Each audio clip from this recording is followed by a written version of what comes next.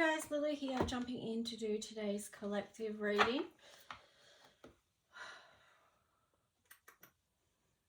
Now, the last reading I did the indigo spray for someone that booked one. So let's just see. I'm going to do this power energy just so that there's some for you. Breathe in that yellow. That's that solar plexus energy that helps us stand in our strength. And I've got that sitting right next to the indigo bottle. These two actually feel really like royalty colors, not in a negative 3D earth-based royalty sense, but just in a higher sense. Some of you will know what I'm talking about. What's this one? Okay, G30. I want to put that one there too because it's nice and sparkly. And let's just start off. I'm going to find the meaning for that and read that one to you. Because why not? I hope you guys are all doing well and easing into the week. So G30, Wisdom Keeper, Indigo and Silver. Yeah, of course. So being drawn to indigo today. This bottle is very... Let me hold it up for you. This bottle is the deep starry night sky and the silver moon. It puts us in touch with the awe and mystery and wonder of life and all that we have perceived as unknown. It awakens the wisdom keeper within, activating memories of all that we have known and thought we had forgotten. This is the acknowledgement that we have gone through many initiations to get to this place in our evolution. We are the ones we have been waiting for, and now we can totally allow our highest aspect to consciously be the power in our lives. So it's power in a positive way, not in a negative way.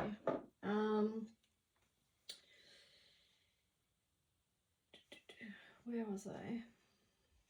Yeah, so this is the conscious connection with our higher selves in each moment and the activation of a fully realized light body. So cool. That's what we're working for. I mean, have you felt that you're getting lighter, like within your physical body? Like what physical changes are you going through within your physical body? And are you noticing any? Would be an interesting thing to inquire. Okay, so let's just jump in. And as always, asking for the highest guidance from the highest light to come through. And just help us along this path, this journey that we're going through together. And I was going to say individually, but it's basically together.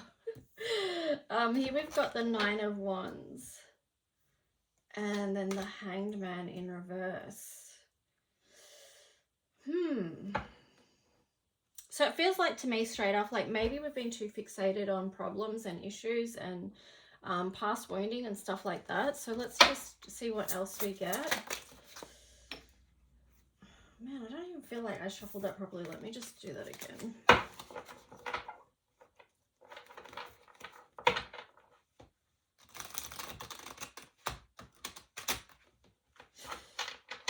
Yeah, it feels like really we're moving into a new cycle because, you know, this one said about initiation and the 9 of Wands. 9s are about cycles. So it does feel like, you know, maybe it's helpful to move on from that. And here we've got the Emperor, the Hanging Man upright, the Hermit in reverse, and also the 4 of Cups in reverse. So maybe we are going to start to shift our perspective and notice what is on offer for our physical well-being, or for our physical reality as well. Like, yeah, I mean, the Emperor, that's that Aries energy as well. So that's the North Node energy that we're all in as well now. So it's like who we are, standing in that, but, you know, learning who we are, uncovering who we are. And maybe we have to look at ourselves in a different way. And, you know, the Hermit it is connection with others as well. It's like not always being in the Hermit zone. Like that can be tempting, but we really do need connection with others at this time. And we do really need to look at what's available to us. Like, and it's often the spiritual gifts at this time. And which is interesting because maybe it's the balance between the physical and the spiritual, which it kind of feels like it always is anyway, because how can it not be? Like, that's this life experience here.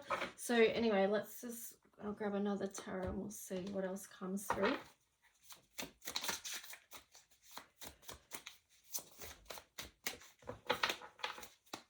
email me if you would like a private reading sent to you as well.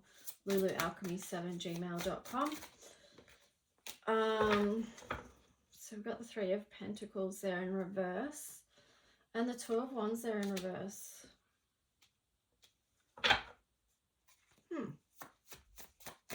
Maybe there's a feeling like of what you haven't done, what you've done in the past before hasn't worked. It hasn't. Maybe, you know, maybe it feels like it hasn't prospered as you thought it was going to. But again, it's like, try and focus on what is on offer. Try and focus on what you do have and the things that you're building, now. So, you know, again, shift that perspective into a new cycle. You know, that G30 talked about initiations. Then we've got lunar eclipse change, void of course missing on the bottom. So yeah, it is, we go through this whole range of feelings, and how can we not when this whole world is completely changing? Like, how can we not?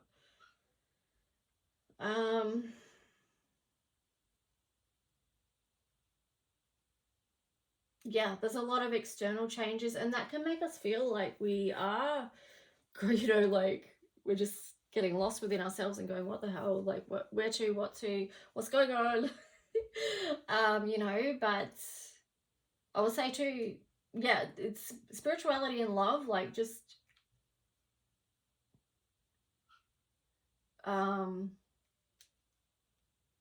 yeah. Obviously you bring that into your world, but then I'm getting sidetracked with all these other thoughts about, you know, oh, I don't know,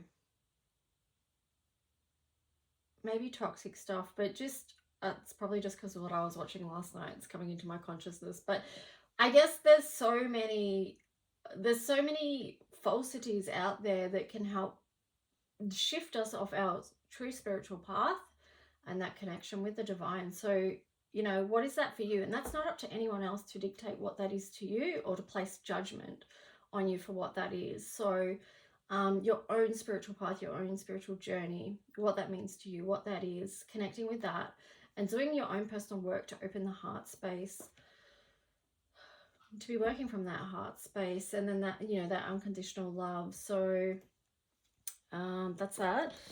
Let me see.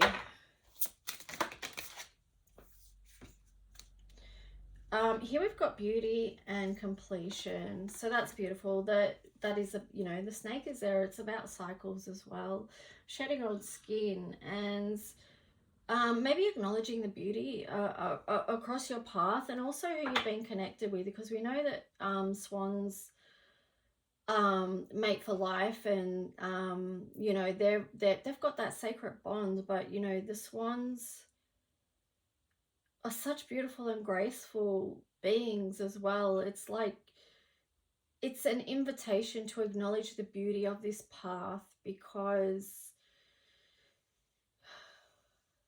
you know, so it's easier for us to get caught up in looking at the wounds and the scars and feeling that aspect of it, but taking the time to acknowledge the beauty along the way, and of situations that we've been through.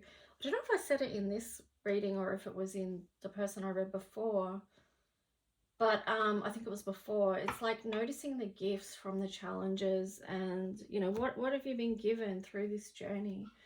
That's an important part of initiation and moving through. So let's just see what card next to this one.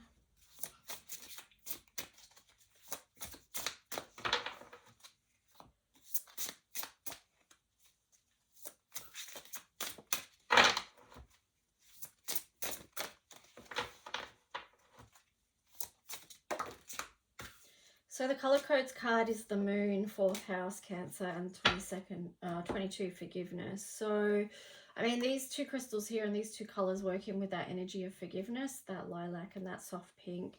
22 is a master number. So maybe to just like as you move on to a new cycle, if there's something that you need to forgive or want to forgive for your own sense of well-being and moving forward, and just, you know, moving forward with freedom, you know, maybe work with that energy as well. And it might be you know, this is the moon. It's deeply feeling, well, the moon is a lot of things, but having a look, like, you know, really searching yourself. Okay, well, what is it? I mean, you've got, that's like three twos there, triple twos. So that's six. It's the most loving thing you can do for yourself is to work on letting go of what has hurt you and what has harmed you. So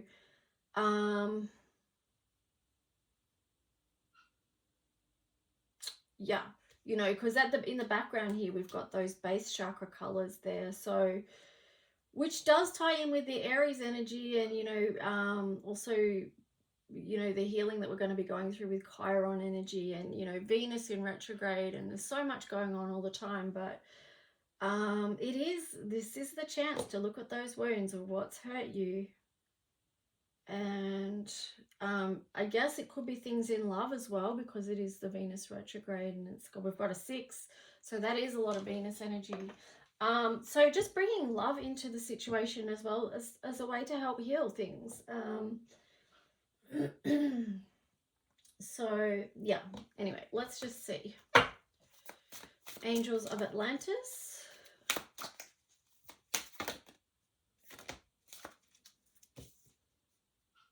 That feels like too many cards. We just need 1 or 2. Oh no, we're not getting 1 or 2, we're getting heaps. So Jophiel, Meditation. Raphael, Earth Force. Shamael, Beginnings. Raziel, Dreams. Sandalphon, Evolution.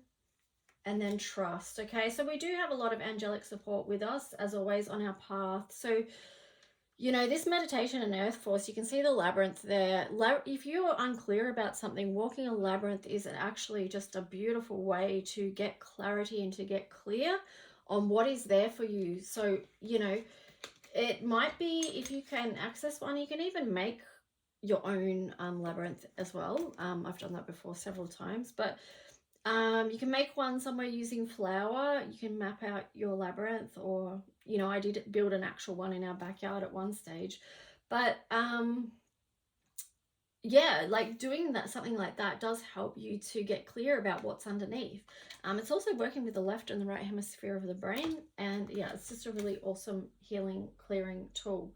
And then you've got the beginnings and the dreams. So we're moving forward, and we want to move forward into a world that we want to create that is beautiful. And it is a completion of the old ways that haven't worked and that have been not great. We can all see how they've been. So that links in with that indigo bottle as well. You know, what did we come here for? We came here to change stuff up. We didn't come here to conform. So we help create the beginnings, and dreaming in is a big aspect of that. You know, the big aspect of that evolution. And Uriel here, beautiful Uriel, Archangel of Justice as well, and truth, and the truth being uncovered, and, you know, all those old documents and things like that coming to the surface. And, you know, trust, having trust on this path is really important, and it's hard at sometimes, but if we can come back to that and understand how much, you know, support we actually have here, you know, and believing in that reason why we are here, that it is for a reason. And let's just see, wrap it up with Speed of Light Oracle.